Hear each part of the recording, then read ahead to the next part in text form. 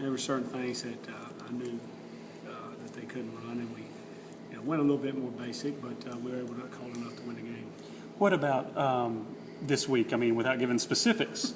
Oh, well, let me ask you this: do you feel this is a big-time challenge for you with the situation you've been given? I think it's an opportunity for the guys on this football team to step up. Coaches got to coach, players got to play, and we got to do our job and get ready to play. But do you look at it any different from your play calling No, standpoint? the bottom line is getting the guys that are ready to play each Saturday the plan and help them execute it and get them ready to believe. And I thought we had a great practice today, and we got to have a great one Wednesday, got to have a great one Thursday, have a great walkthrough on Friday. Mike, is there any experience you can kind of go back to? I mean, have you ever seen anything like this for this many guys in a short period of time? The Coach Goff's last year was, we had a lot of guys go down that year. They were like our 16 tailback, 13 fullback, 13 quarterback. That was one of those years. So it was probably, and I was one of them hurt, so I didn't really experience it as a player or a coach, but that was something I remember.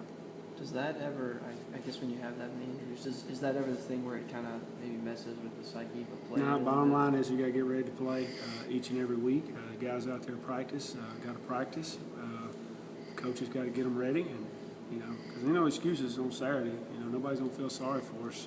The other team didn't. I promise you that. You get your normal sleep this week, or what's? No, not a little bit different. I actually went home a little early last night, about 11:15, but I couldn't sleep and woke up real early and came in. But at the end of the day, you have your same routine. You get the plan, you put the situations in, the days you got scheduled to put them in, and you talk about it as a staff and feel like what you can execute the best and what the players can do the best, and you try to put that on paper. You go coach it to them in the meetings. You see if it works at practice, and if it doesn't work, you see all that red. We fire it at practice, and then we'll fire a lot of plays and have the right plays ready to go on Saturday. Coach, what about with the unfortunate situations you guys face, but having a guy like Aaron who has the experience to lead these guys? Well, I think we're fortunate to have a fifth-year senior quarterback. There's still a lot of maturity on our offensive football team, so we got to lean heavily on those guys, and that maturity's got to come through throughout the season. You have a sense of how some of these young guys are going to respond? We'll see. We've had a good practice today.